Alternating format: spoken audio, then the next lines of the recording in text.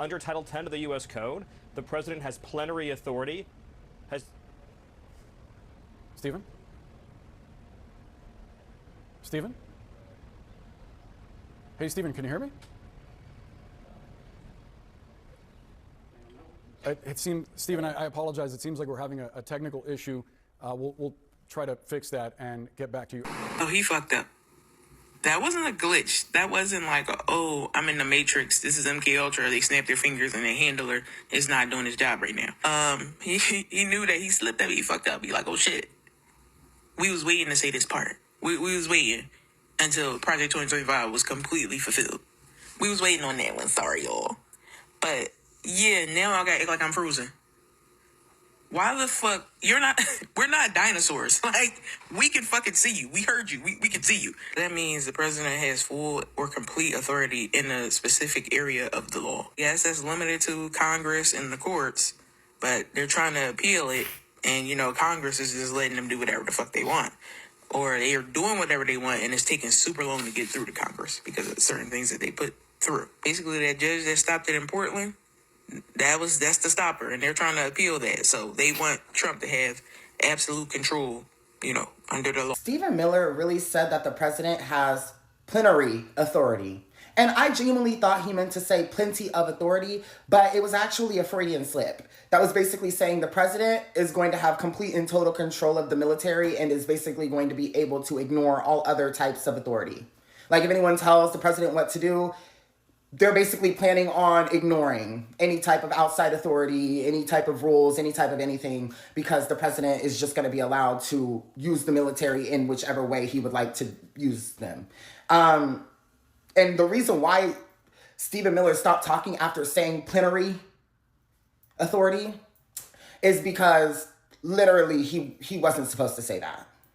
He wasn't supposed to say that, but that's probably what they talk about behind the scenes. Like, oh no, the president's just going to have full and complete and total control of the military and is basically going to ignore authority.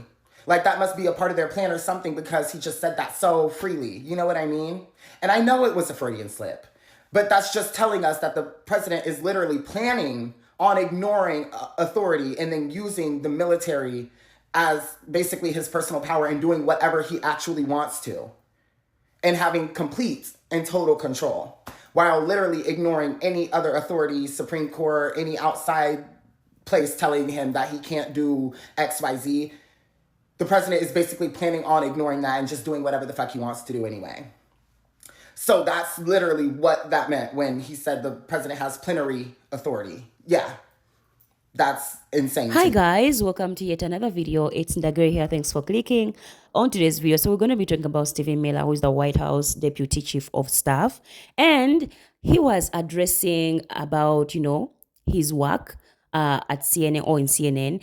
And he actually slept. When he slept, he said the quiet part out loud that the president has plenary authority, meaning whatever Trump wakes up and wants to do, he can literally just do it because he has all the authority. Like nobody can be in his way, which is crazy because the judiciary of every country exists because it's able to stop certain policies from being passed and to show that power moves in certain steps. But apparently no, when it comes to this administration, they just want to give all the power to the president and he is free to do whatever he wants. So that's why they want him to control the military, be able to just say, do this, and everybody just has to do it. And then this man, Miller, was on Turning Point and was talking about how Charlie Kirk was like a sacrifice for them. Like, I don't even understand why he was talking about, because he was more like threatening people like, whoever is our enemy, you thought you could kill Charlie Kirk, and you think you can fight us, you cannot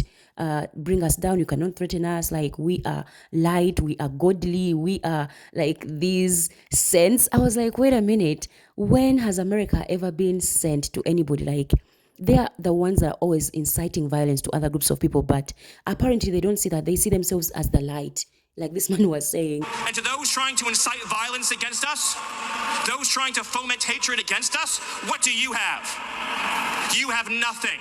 You are nothing. You are wickedness, you are jealousy, you are envy, you are hatred. You are nothing. You can build nothing. You thought you could kill Charlie Kirk? You have made him immortal. You have immortalized Charlie Kirk. And now millions will carry on his legacy. We will carry Charlie and Erica in our heart every single day and fight that much harder because of what you did to us. You have no idea the dragon you have awakened. You have no idea how determined we will be to save this civilization, to save the West, to save this republic. We built the world that we inhabit now, generation by generation, and we will defend this world. You cannot terrify us, you cannot frighten us, you cannot threaten us. God bless you. Okay, so there it is.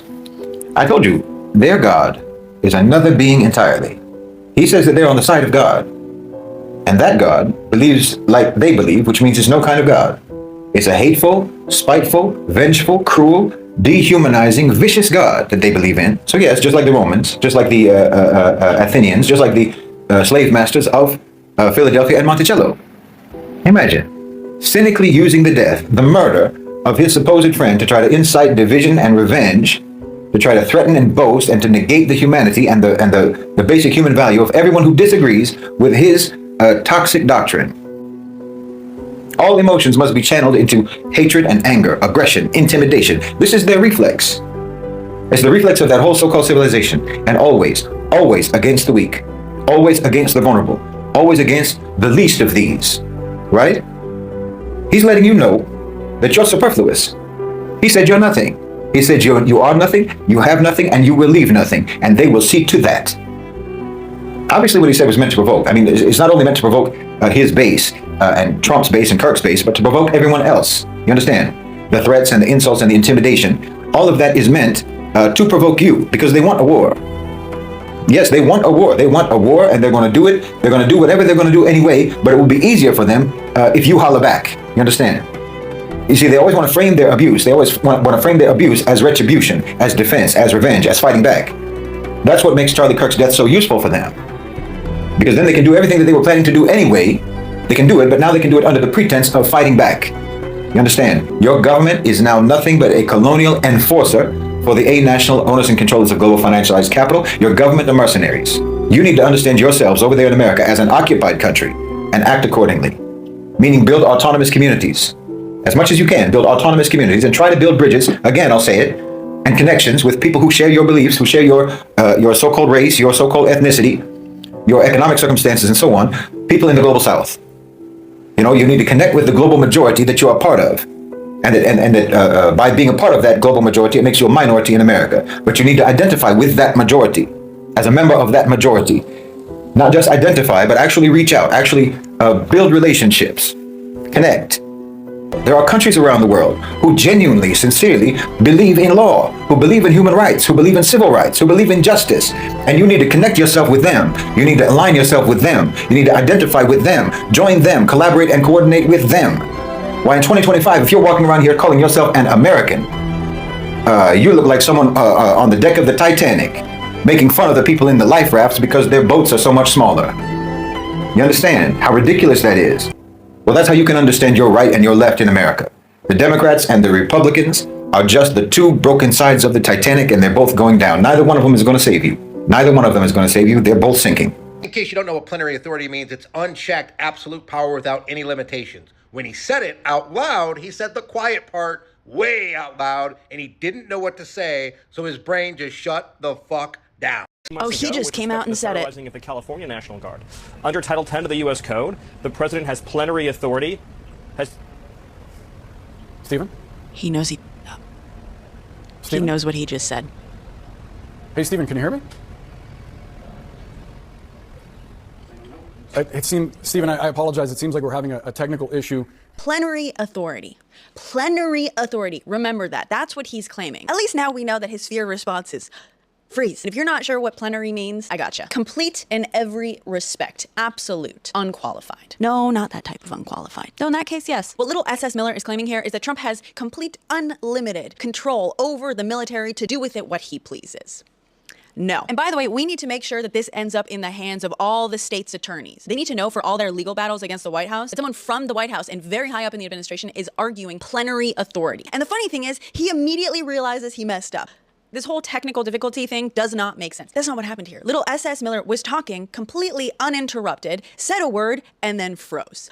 By the way, if you needed any more confirmation about the brain power behind this hate, if the audio had just cut out, he would have had no idea because he was the one talking. If he started getting a different audio issue, maybe like a weird noise or interference, he would have said that, or at least any normal human being would have said, I'm getting a weird noise. This was little SS Miller realizing immediately that he really, really stuck his foot in it. He said the quiet part out loud. One commenter even suggested that perhaps he had been rehearsing this argument to roll out at a later date. And I think that that might not be far off. Maybe it wasn't so much rehearsal, but it's clear that this is language that slipped out because that is how he's viewing it and how he's talking about it. They are prepared to claim complete, unlimited authority to do whatever he wants with the military. Wake up. By the way, if you wanted any confirmation of why AI overviews or tech companies are not your friends, when I went to pull up US Code Title 10, which by the way, everyone should download before they try anything sneaky, it was clear people had been looking this up because the top suggested search was US Code Title 10 plenary authority. I clicked to see what people were being served up. And sure enough, in the AI overview, it says that while the US Code does not explicitly use the term plenary authority, instead it defines the authority of the president to call members and units of the National Guard into federal service to suppress rebellion, repel invasion, or execute federal laws, which is a form of broad or plenary power over military forces. And I think it's important that we understand what's happening here because too many people are relying on these AI overviews and ChatGPT, which by the way, you should never go to for factual answers. Plenary does not mean broad. Some people may use it that way, but it means unqualified.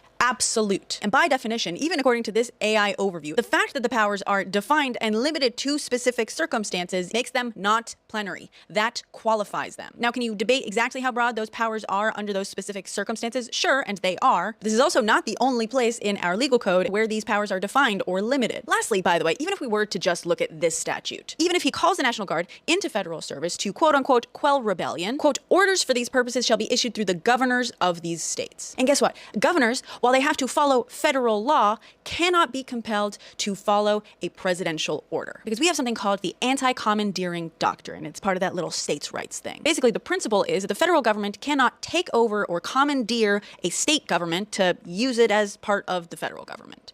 Ojo, or oye, as it were. It's called a doctrine because this is Supreme Court interpretation of our Constitution. The idea that commandeering would violate the structure of federalism, which means, and yes, you already see where this is going, that the Supreme Court could in fact decide to walk that back. However, that still doesn't give the president plenary powers over the military. The good news, if you can call it that, is that number one, this isn't surprising that this is their goal. Number two, if attorneys are made aware of this, at least they can start preparing their arguments against this language that's obviously going to start being rolled out as part of some argument or another very soon. The third bit of good news is I figured out what Stephen Miller sounds like. First, what you gotta understand is that because he's trying to come off as tough and he's a little baby, he's in a perpetual pout when he talks like this. Number two, you gotta understand that he's a California boy. So you gotta place that pout on one of the characters from SNL's The Californians. I'm totally taller than 4'10".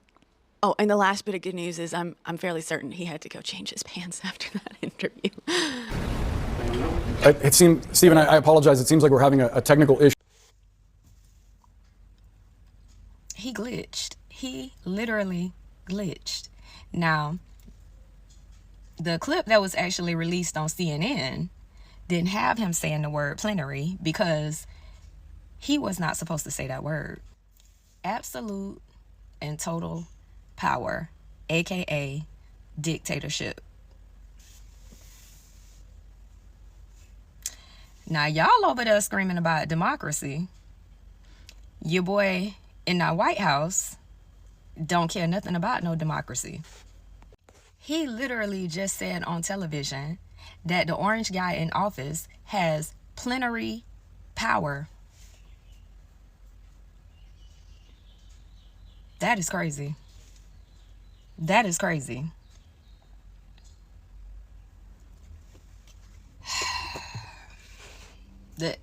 We have not even completed year one.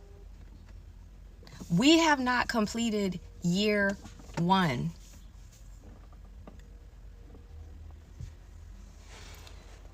Let me know y'all thoughts in the comments.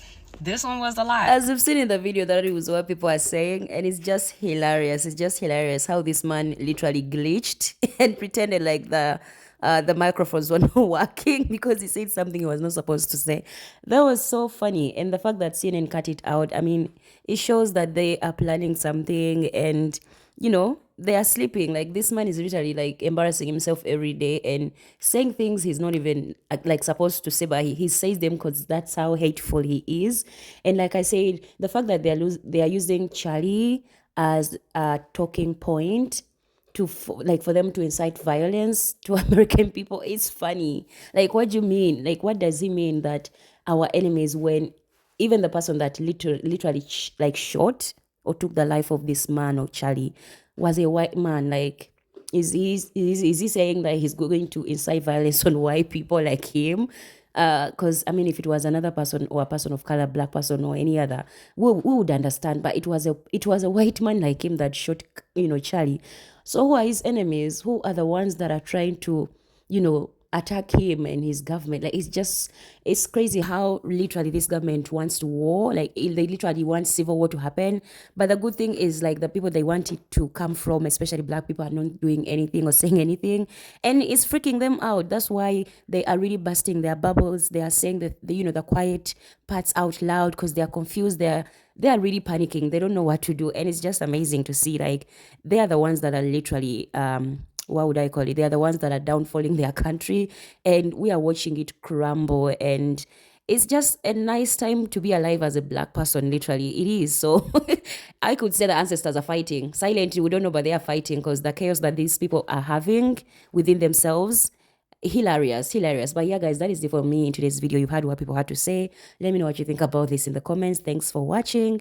Don't forget to like, subscribe, hit the notification bell. I'm always posting. I will see you guys in another video. Bye.